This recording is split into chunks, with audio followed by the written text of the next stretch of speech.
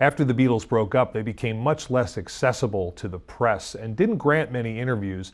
Yet you managed to get John on television in 1975 for an historic appearance. How'd that happen?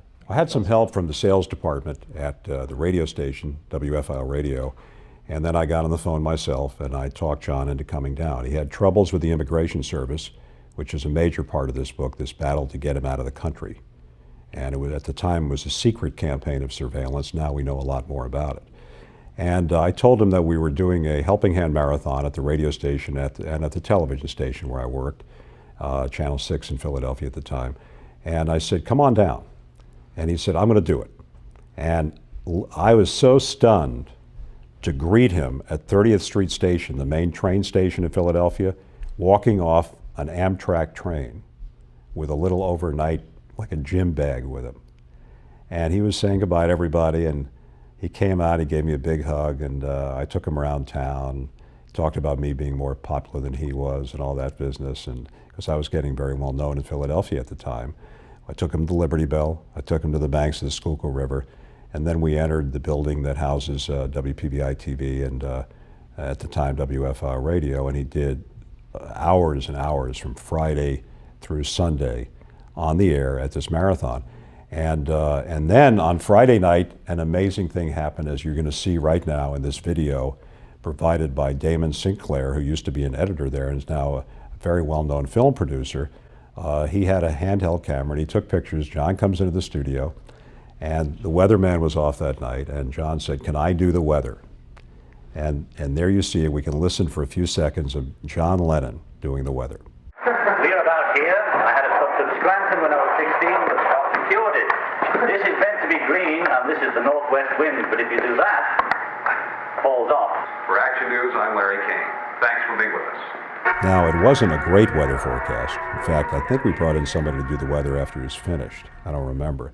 But he was on set with me, and that weathercast brought thousands of people to the station over the weekend, because people said, he's really there, because the disc jockeys didn't believe he would be there. And you know what I found out? That in that weekend, John Lennon met more people one-on-one than at any time in his entire life, being shielded by security in all the concerts and everything else. And he told me later, he said, you know, I met more people individually. He probably met 1,000 or 2,000 people up close. Signed autographs, gave his socks away. They were pretty smelly socks, but he gave his socks away. They were red, white, and blue socks.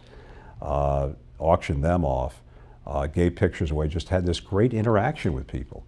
And it was such an up for him, because he had come off of the Lost Weekend. He had suffered tremendous alcohol abuse. May Pang had helped get him back on his feet. He was back with Yoko. She was pregnant. He was expecting a child. And this was his first real coming out.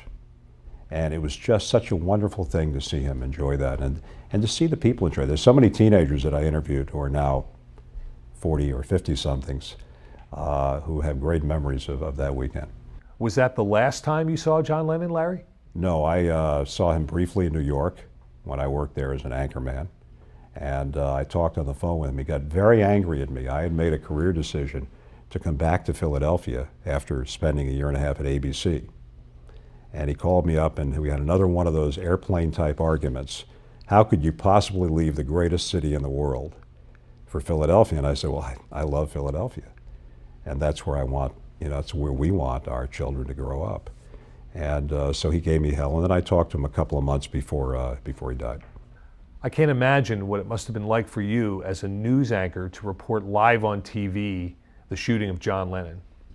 Well, it's only happened to me a couple of times in my life, where people that I knew intimately, well-known people, had died.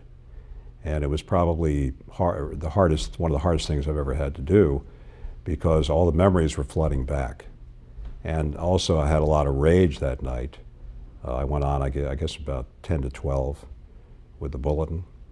And, you know, when somebody dies naturally, it's upsetting. When somebody dies unnaturally, it becomes even more vivid in your mind. And it was just really just difficult to deal with at the time. And what a waste.